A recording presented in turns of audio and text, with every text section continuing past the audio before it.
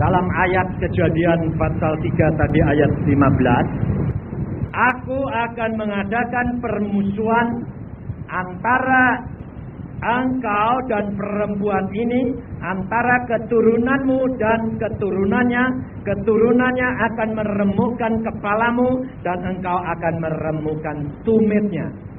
Demikian Allah melihat kejatuhan manusia, Allah segera bertindak. Satuan ini yang saudara dan saya diminta oleh Allah.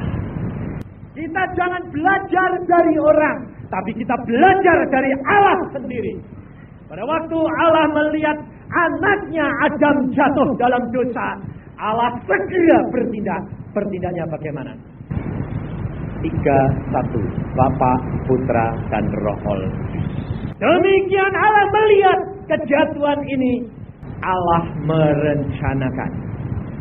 Demikian Allah merencanakan anak Allah yang tunggal, dia pelaksana. Perhatikan, ada 3 hal yang penting sekali di sini. Allah merencanakan, Allah melihat anaknya Adam jatuh, maka dia langsung merencanakan dan dia berfirman, aku akan mengadakan permusuhan antara engkau dengan perempuan ini. Yang dinubuatkan oleh Allah ini, siapa yang akan meremukkan kepala iblis? Yesus. Demikian Allah merencanakan, Allah anak bertindak. Dia rela untuk nanti turun ke dalam.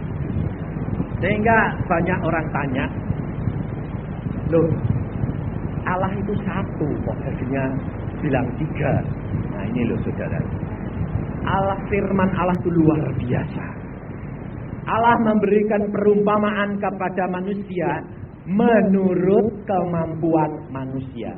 Sebab kalau saudara disuruh mengerti Allah, berat luar biasa, karena terlalu besar. Seperti digambarkan Silas, orang buta tadi, lihat gajah. Tapi saudara sebagai anak Tuhan harus mengumpulkan informasi orang-orang buta. Yang satu lihat buntutnya, lihat congornya, lihat perutnya.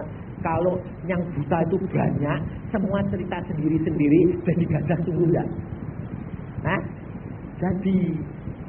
maka saudara kalau jadi pengikut retret, hamba Tuhan 10 cerita lain-lain, jangan bilang ini kok bertentangan, rugi. Saudara bilang, oh iya ini betul, ini betul, ini betul, ini betul, ini betul, tempelkan jadi satu, jadi gajah. Dan engkau melihat kebesaran Allah nyata, betul ya? Jadi jangan bilang, hamba Tuhan bilang ngomong ini, hamba Tuhan ngomong ini, wah gak cocok ini, bertentangan. Oh, saudara nanti rugi. Engkau ini anak Allah yang luar biasa dipilih. Disuruh nempel-nempeli, sebab firman Tuhan itu seperti apa? Seperti mainan anak-anak yang satu gambar, kemudian dipecah-pecah diperetelin. Yang satu nempelkan ini, yang satu nempelkan ini, yang satu ini, jadi seluruhnya ini. Saya dulu diajarnya Tuhan begitu. Kenapa saya itu dipanggil Tuhan pada waktu umur 45 tahun? Padahal saya merindukan dari kecil. Ini bapak saya di sini. Dia dulu saya mau jadi pendeta, dia tidak boleh. Padahal dari kecil saya itu sudah bilang, Tuhan, saya sudah dengar suara dia, bahwa dia panggil saya. Dan saya merindukan untuk berjalan. Tapi Tuhan tidak mengendaki. Apa bapak saya salah? Kalau bapak saya bilang, tidak boleh, jadi dokter dulu, baru jadi hamba Tuhan. Salah enggak? Tidak salah. Pada waktu itu, saya jengkelnya sama bapak saya luar biasa. Saya bilang, papa itu khotbah, papa itu majelis, anaknya jadi pendeta tidak boleh. Apa itu? Tapi sekarang saya barusan tahu, disuruh Tuhan nunggu 33 tahun. Baru saya tahu. Kenapa? Tuhan berkata, Isa, kalau engkau aku panggil dulu umur 12, bagaimana? Wah, enggak karu-karuan Tuhan. Pada waktu kamu sudah jadi mahasiswa tingkat 4 kedokteran gigi, engkau di telegram sama bapakmu, ini nak ada undangan ke Amerika lagi, bapakmu sudah ACC, kamu tolak enggak? Tak tolak. Kenapa? Sebab Tuhan itu berkata, tidak. Kenapa engkau nurut? Ya, karena aku hambamu. Aku nurut. Nah, itu yang aku tuntut. Nurut pada waktunya engkau akan lihat. Sebab apa?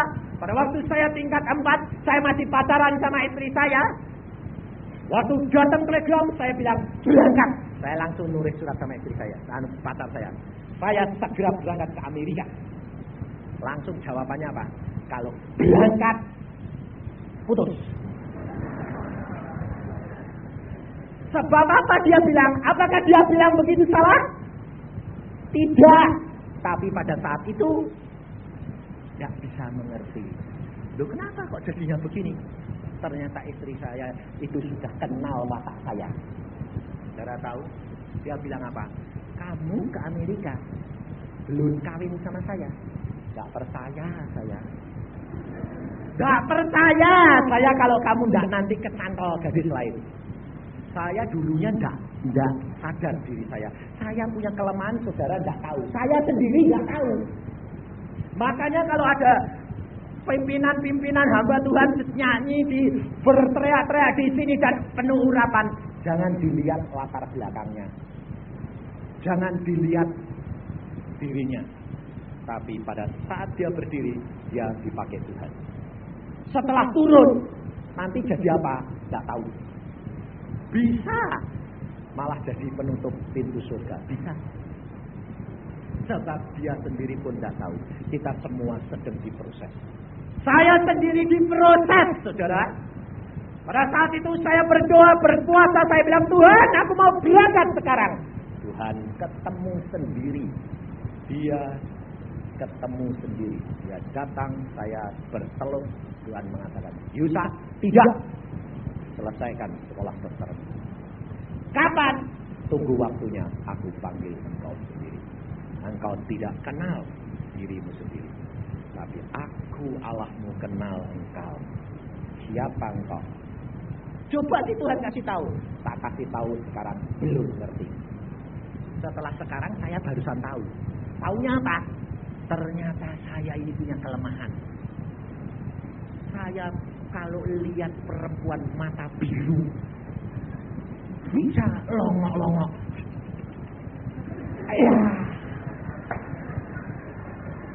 Baru tahu seandainya saya ke Amerika pada waktu itu belum kawin. Bagaimana? Biru semua, mataku jadi biru. Lah ini loh saudara. Saudara sendiri tak tahu kelemahanmu, tapi Allah tahu. Segala sesuatu ada waktunya. Allah menghendaki persatuan. Allah menghendaki kasih yang benar-benar bersatu.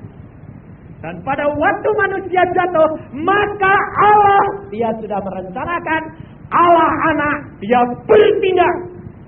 Dia harus turun ke dalam dunia untuk menjelma menjadi manusia. Banyak orang tanya, loh, kalau gitu Tuhan Yesus itu sebelumnya turun jadi manusia, itu di sana sudah ada. Bingung enggak kamu? Makanya saya bilang, kalau engkau belum bisa nerima, simpan di lemari es dulu. Nanti pada waktunya terbuka. Saya hanya kasih ayat-ayatnya dan saya ceritakan. Sudah ada Allah anak. Ayatnya ada. Jadi jangan khawatir. Pertama, di dalam Yohanes 3 ayat 16, itu kuncinya pertama. Ayo kita buka. Supaya saudara itu tidak bingung. Tapi ini bukan dipakai untuk menyerang orang lain loh ya. Nanti kalau sudah mulai bisa dicatati, diserang orang lain. Pinter-pinter loh. Nanti malah keblinger semua. Jadi jangan ya. Ini dipakai untuk supaya saudara menjadi lebih kaya. Yohanes 3:16. Gampang itu kan biasa toh. Apa semua toh? Iya, tapi ada satu ayat yang saudara sendiri tidak tahu. Karena begitu besar kasih Allah akan dunia ini, sehingga ia telah mengaruniakan anaknya yang disebut anaknya ini sudah lahir atau belum? Ayo tak tanyain kalau sekarang. Sudah apa belum? Setelah lahir. Jadi sebelum lahir jadi apa? Bukan anaknya. Hah? Lah anaknya, bentuknya kayak apa? Tidak tahu, tapi sudah ada belum? Ada.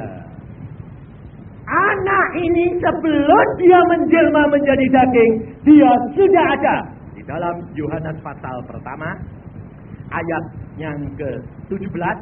Sebab hukum Taurat diberikan oleh Musa, tetapi kasih karunia dan kebenaran datang oleh Yesus Kristus. Ayat 18 perhatikan. Tidak seorang pun yang pernah melihat Allah, tetapi anak tunggal Allah yang ada di mana? Pangkuan Bapa, dialah yang menyatakannya. Anaknya main-main di mana? Yesus sekarang main-main di pangkuan Allah enggak? Loh, di mana? Duduk di sebelah kanan Allah. Itu setelah lahir atau sebelum? Setelah lahir, dia menang, dia duduk di sebelah. Sebelumnya itu mainnya di mana? Pangkuannya Allah. Sudah ada belum? Ya. Lagi, saya buktiin lagi. 1 Korintus pasal 1 ayat 24 akhir. Ayat 24 adalah, tetapi untuk mereka yang dipanggil, baik orang Yahudi maupun orang bukan Yahudi, Kristus adalah kekuatan Allah dan hikmat Allah. Hikmat Allah itu siapa? Kristus. Baca di dalam Amsal Soleman 8. Cepat. Ayo, yang nggak tahu baca Alkitab bingung. Amsal Soleman 8. Nanti di rumah baca. Ini wejangan hikmat. Jadi kalau wejangannya hikmat itu siapa? Soleman sudah melihat Kristus. Hikmat Allah adalah Kristus. Baca mulai ayat 27. Amsal 8:27. Ketika ia Allah mempersiapkan langit, aku Yesus ada di sana.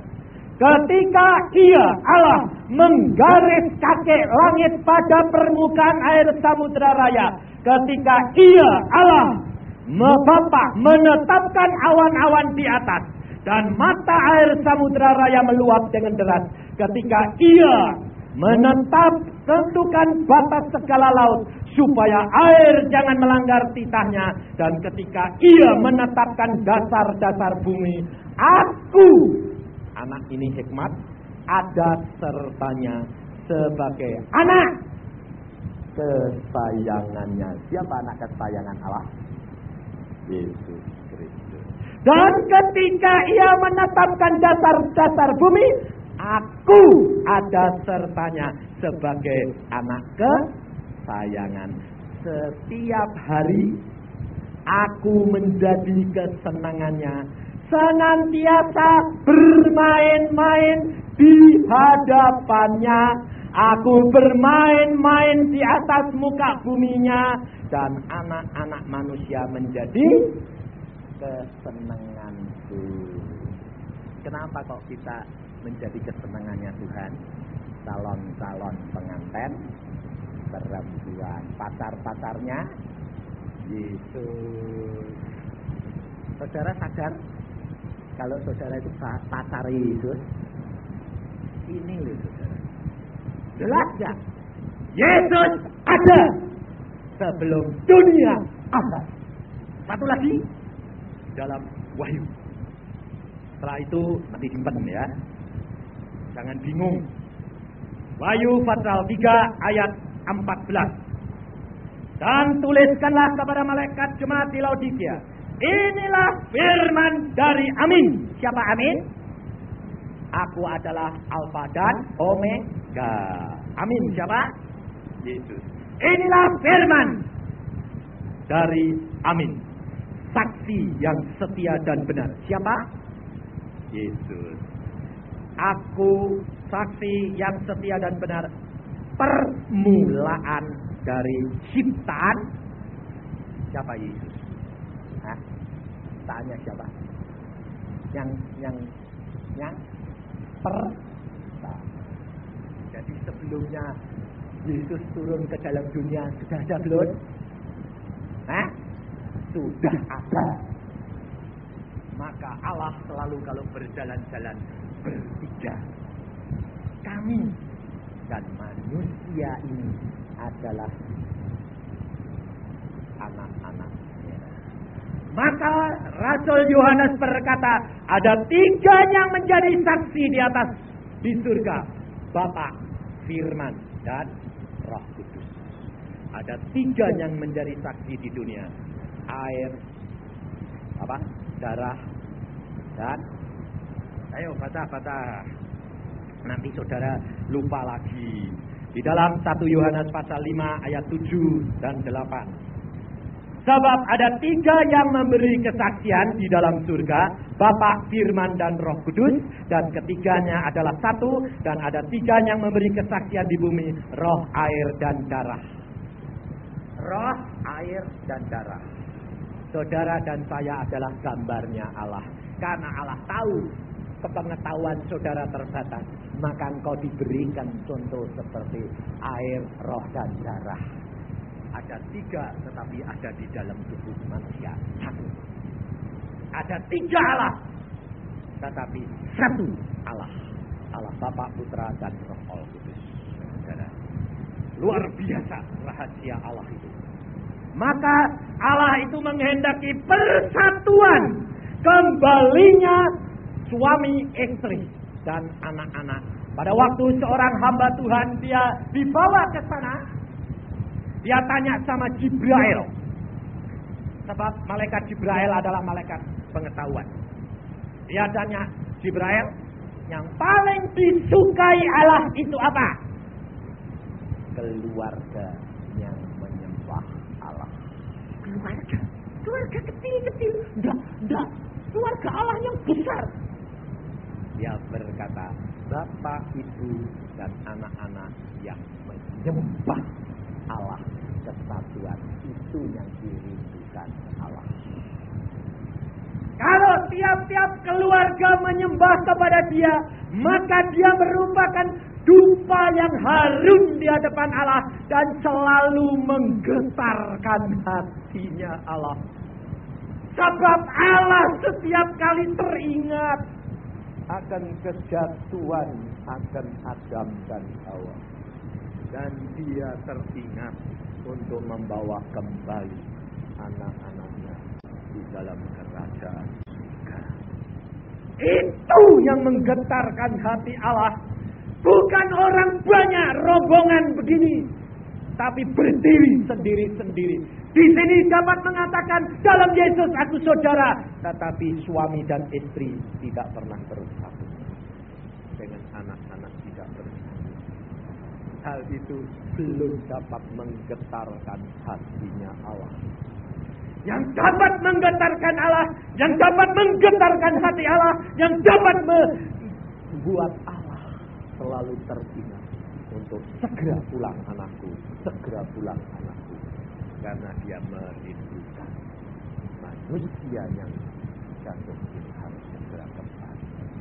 Saudara, kerap kali kalau melihat hamba Tuhan besar, saudara ingin jadi hamba Tuhan, betul tidak? Tapi ingat seperti yang saya tadi katakan, hamba Tuhan tambah tinggi, tambah gampang jempalik. Kalau dia tidak waspada, karena kepalanya mongkok terus dari kepala, ditiup terus sama saudara, besar kepalanya jungkel. Tapi kalau engkau berdoa, upahmu sama. Maka saya selalu katakan kepada anak-anak saya, nak, engkau sembahyang buat papa, supaya papa pergi kemana engkau berdoa, dan upahmu sama dengan upah papa. Dan kita akan berkumpul terus dalam kerajaan surga. Tidak akan terpisah karena kita satu dalam pelayanan. Biarpun kau di rumah, saya pergi kemana, tapi kau bersama dengan saya. Ini yang Allah rindukan. Ini yang Allah selalu harapkan kepadamu. Karena kedatangannya sudah amat dekat. Ini bukan saya yang berkata. Saya diberitahu Tuhan pada waktu saya khotbah di Kudus. Saya diserang habis-habisan. Baik, engkau berani mengatakan nanti kalau tahun 2000 lewat, Tuhan belum datang, kamu nanti akan maki-maki oleh orang-orang. Saya bilang, Tuhan, aku berbicara atas namamu dan engkau yang suruh. Dan dikuatkan. Dokter ini juga dia mengatakan. Dia berani mengatakan kepada jaringan televisi di seluruh Amerika. Dia berkata, aku bersaksi dan aku mengatakan yang aku dengar dari Tuhan Yesus sendiri. Bahwa tahun ini, yang kita sekalian tahun 1985 ini, sudah diselidiki oleh para sarjana perbintangan. Kalau saudara abonemen Sinar Harapan, saudara baca. Mereka menyelidiki karena apa? Apakah betul bintang Bethlehem itu ada? Apakah Alkitab ini ya dan amin? Waktu diselidik, tahun 0 tidak ada bintang yang seperti disebut di dalam Alkitab. Mereka mulai bingung. Kalau gitu Alkitab ini tidak cocok, tidak fakta. Kemudian diselidiki sebelumnya dan sesudahnya. Setelah diselidik lagi, di kitab kuno daripada perbintangan orang Tiongkok ditemukan. Betul ada, tapi tidak tahun 0. Tahun 45 sebelum Masehi. Jadi tahun berapa? Min 4 atau min 5. Lah, terus ahli perbintangan ini mengatakan, kalau gitu tahun ini mesti salah. Memang tahun itu di dalam kitabnya orang Tionghoa ada komik yang berjalan. Itu bintang Bethlehem. Dan ini diteguhkan oleh kitabnya orang lain, Yunani. Setelah betul, nah kalau gitu tahun ini mesti salah. Mesti dicari.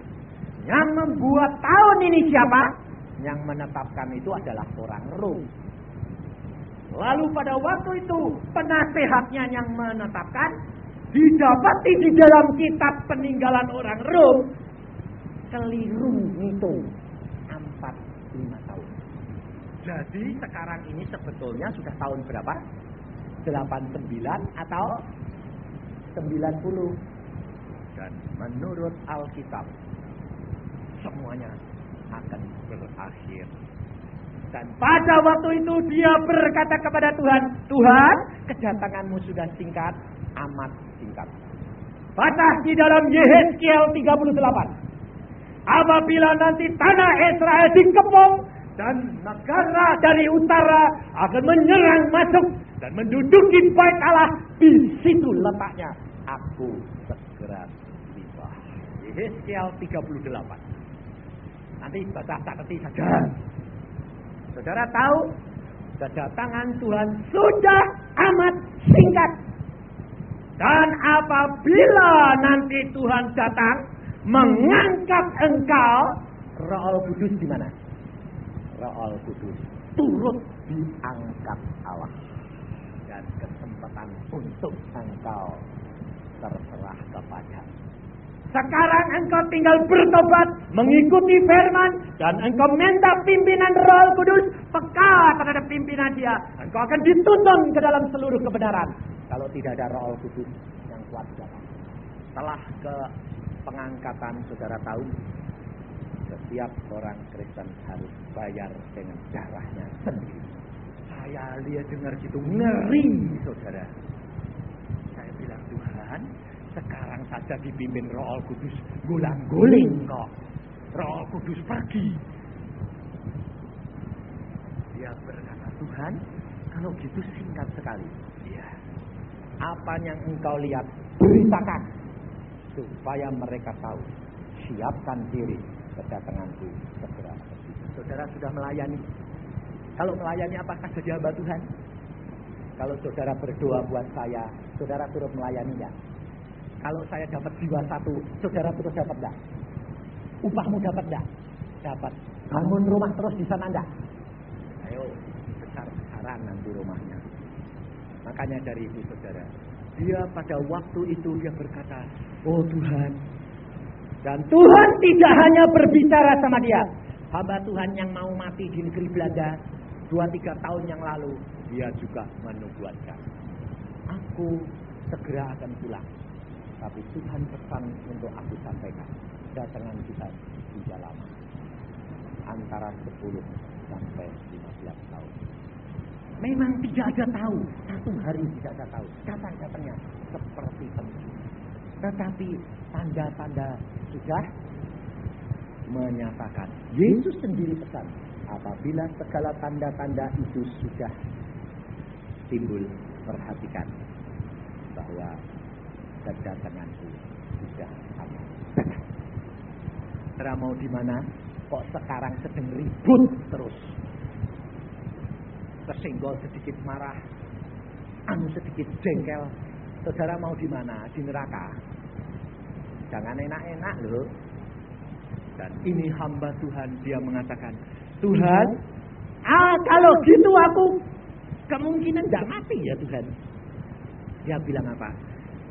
Ya, kamu mau apa? Dan dia berkata, aku yakin aku akan ketemu engkau muka dengan muka. Dan tubuhku tak masuk dalam liang kubur. Wah, ini hamba Tuhan, dia ngimani mau ketemu. Saudara mau ketemu enggak? Atau mau pulang dulu? Tapi saudara harus berpikir pikirannya Allah. Kalau saudara dilihat, saudara lalu sakit, lalu saudara dikatakan sama Tuhan, ayo pulang. Jangan bilang, jangan sih Tuhan. Itu namanya merintah Tuhan. Seperti yang saya lakukan dulu. Kalau saya sakit, saya bilang gini, terima kasih Tuhan. Ada suara bilang, kamu bakal mati. Puji Tuhan. Sekarang tugasku sudah selesai.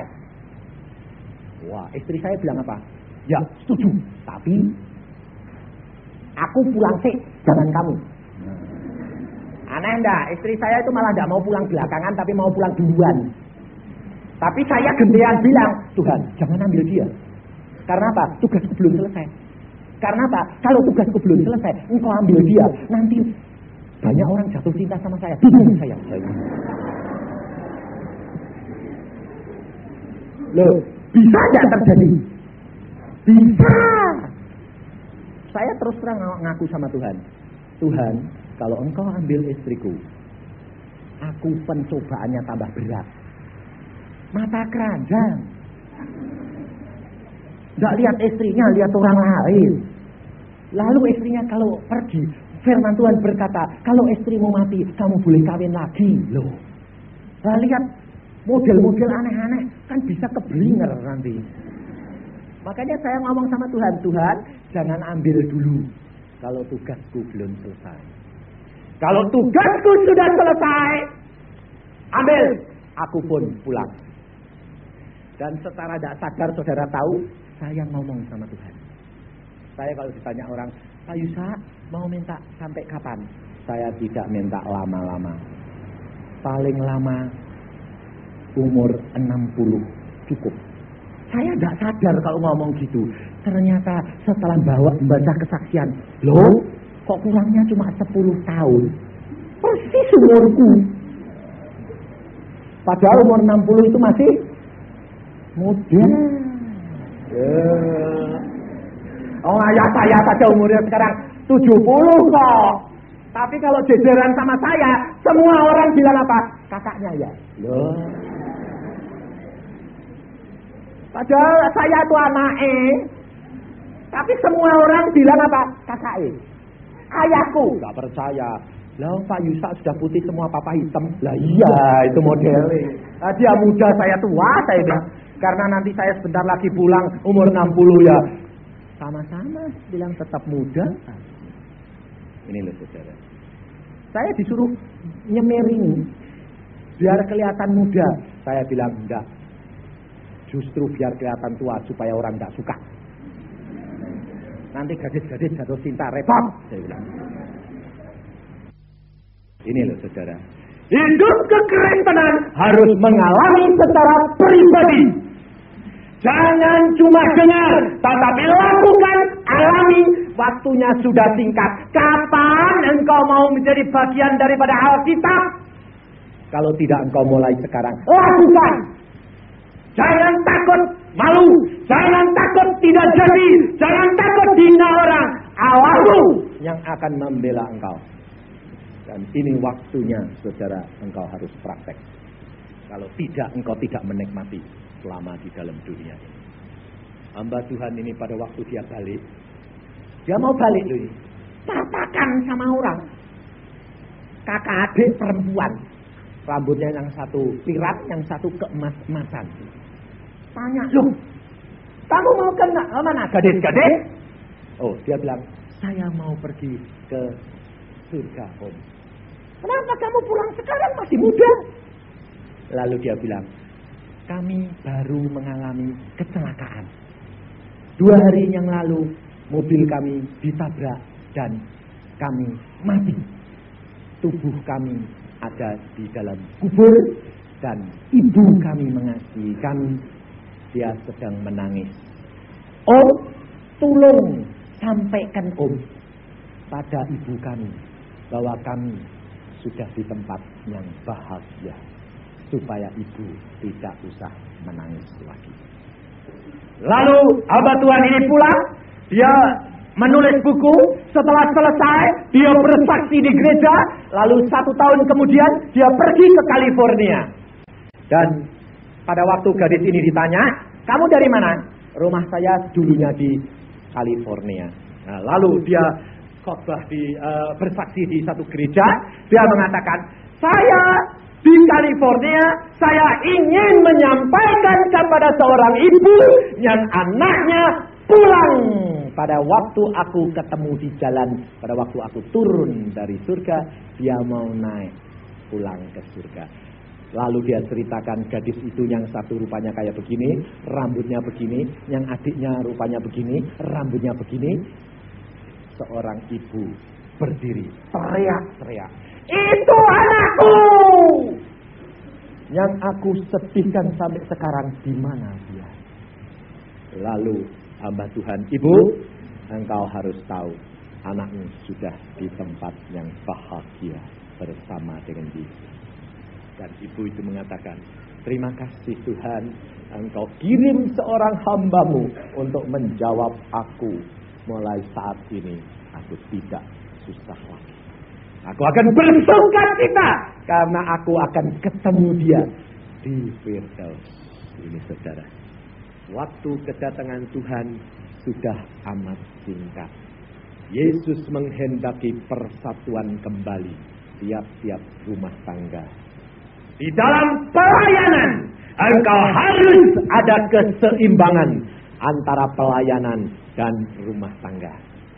Maka saya, saudara, kalau ada keluarga saya lebih baik kumpul dengan mereka. Ada kesempatan, saya tidak mau duduk di belakang, di depan sendiri menemani hamba Tuhan pun. Saya terus terang, saya sama dengan saudara. Kalau saya tidak tugas, saya akan campur dengan istri dan anak-anak saya. Saya tidak mau mengambil bagian yang bukan bagian saya. Karena saya tidak mau kekeluargaan saya terhilang karena pelayanan. Tuhan tidak menghendaki hal itu. Kau harus tahu waktunya yang tepat. Mana melayani Tuhan, mana melayani bait Allah. Karena melayani saudara-saudara ini adalah melayani bait Allah. Betul tidak? Sibuk-sibuk, banyak hamba Tuhan sibuk. Kalau tanyain, tidak ada waktu.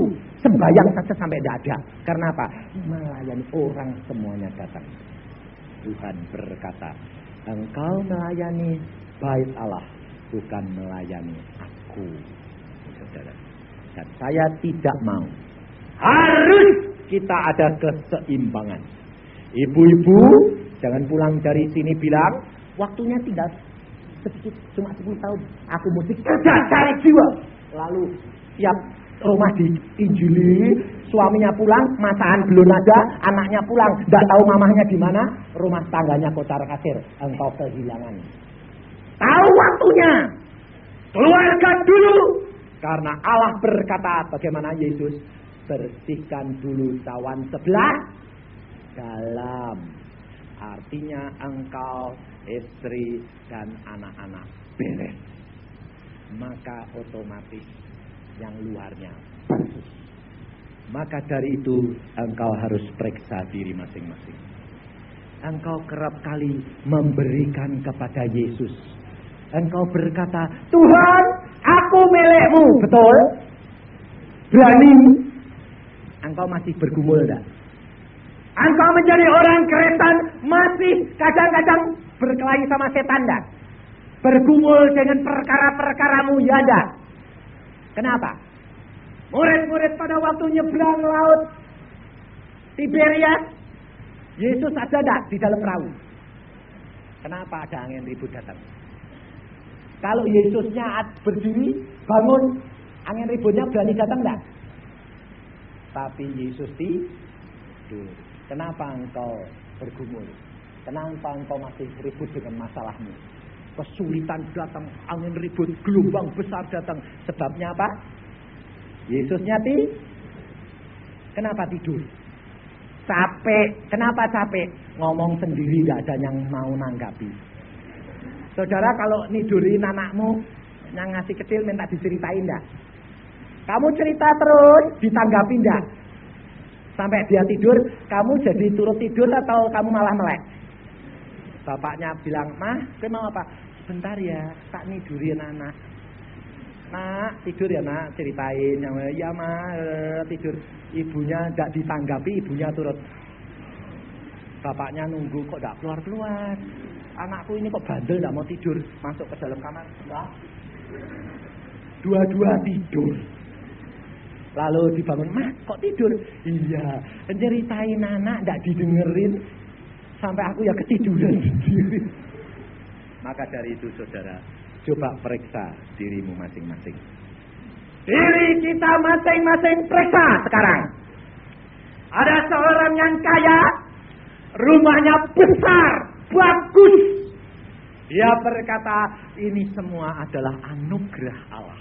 Terima kasih Tuhan, aku kepingin Tuhan Yesus masuk dalam rumahku. Lalu pagi-pagi orang ngetok. Tok, tok, tok, tok, tok, tok. Buka sama dia, Tuhan Yesus berdiri di depan pintu. Wah, senangnya orang ini. Tuhan, engkau datang. Iya. Waduh, mari masuk Tuhan. Terima kasih, masuk Tuhan. Tuhan mau tinggal di tempatku. Aku punya kamar banyak Tuhan. Engkau pilih. Engkau pilihkan buat aku. Yuk, naik ke atas Tuhan. Wah, tingkat 3. Paling indah. Liks. Tuhan, silahkan istirahat di sini. Baik, tutup pintunya. Dia senang. Dia bilang sama istrinya, sama anak-anaknya, bilang, jangan takut. Yesus ada bersama dengan kita. Apa yang menjadi masalah bagi kita? Tidak usah takut. Karena Allah beserta dengan kita. Yang beserta dengan kita lebih besar daripada masalah kita. Betul tak? Saudara nyanyi gitu tak? Ya. Besok bangun tidur, pintunya digembrong orang. Gembrongnya enggak tok tok tok. Dia bilang kurang ajar. Siapa yang buka pintu? Setan. Setan mau masuk, dibuka. Wah, setan tutup. Wah, dorong-dorongan pintu. Wah, bung, bung, bung. Wah, udah boleh masuk, udah boleh. Aku mau masuk. Udah boleh. Gak bisa. Kamarmu banyak. Aku mau masuk. Tidak bisa. Wah. Sampai dia capek, menang akhirnya. Bulat kunci cepat. Aduh. Langsung dia kemana? Lari ke loteng tingkat 3. Lapor Tuhan. Tidak ngetok pintu dok pelan-pelan. Gembrongnya sama dengan setan.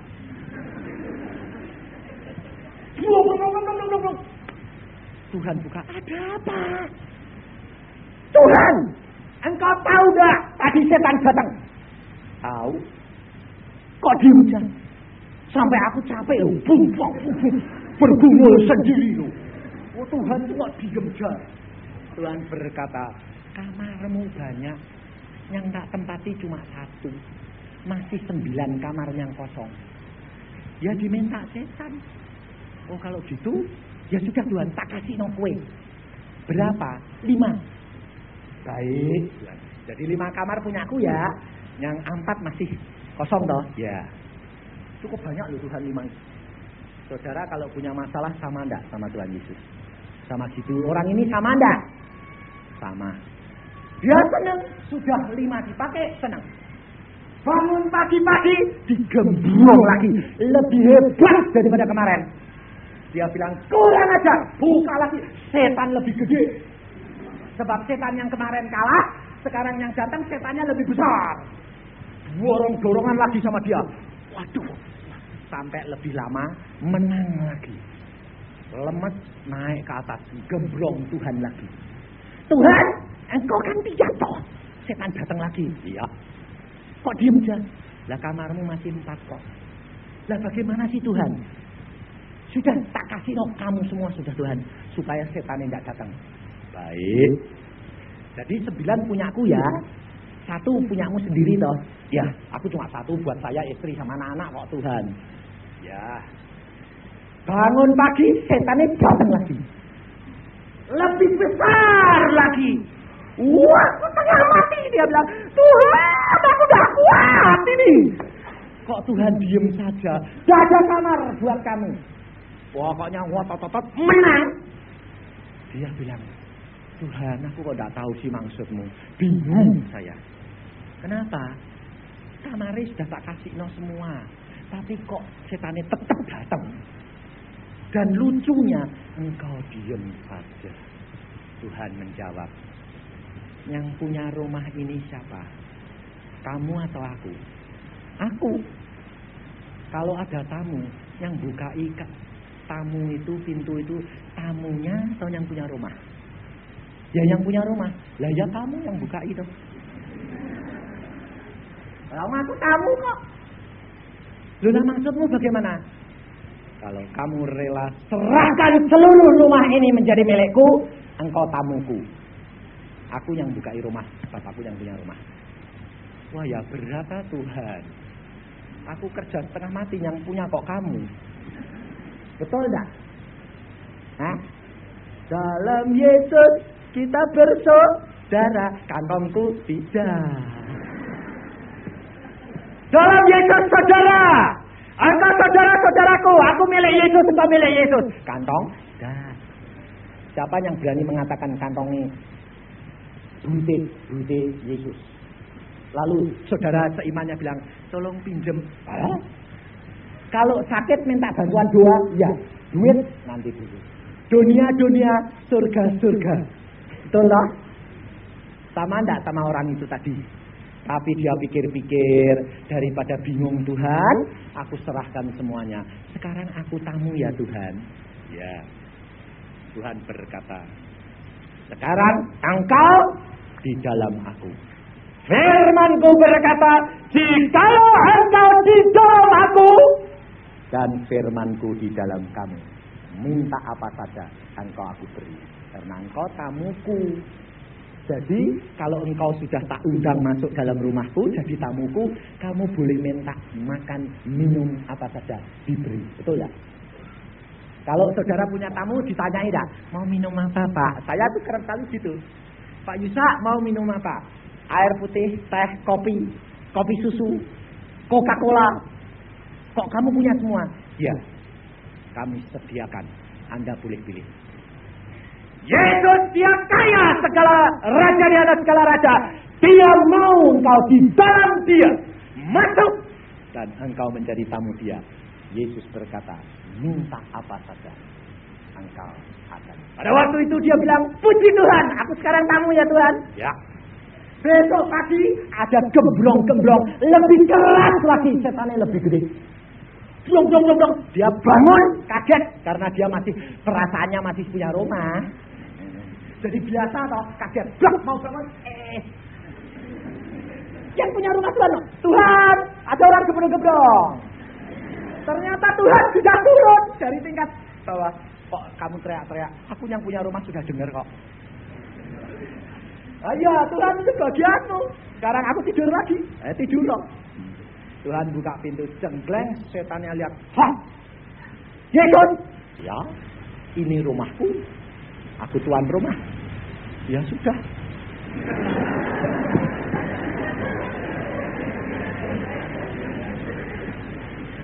Saya tanya, orang itu punya pergumulan lagi dengan masalahnya dan setan atau tidak? Mengapa? Sebab semuanya menjadi milik Yesus.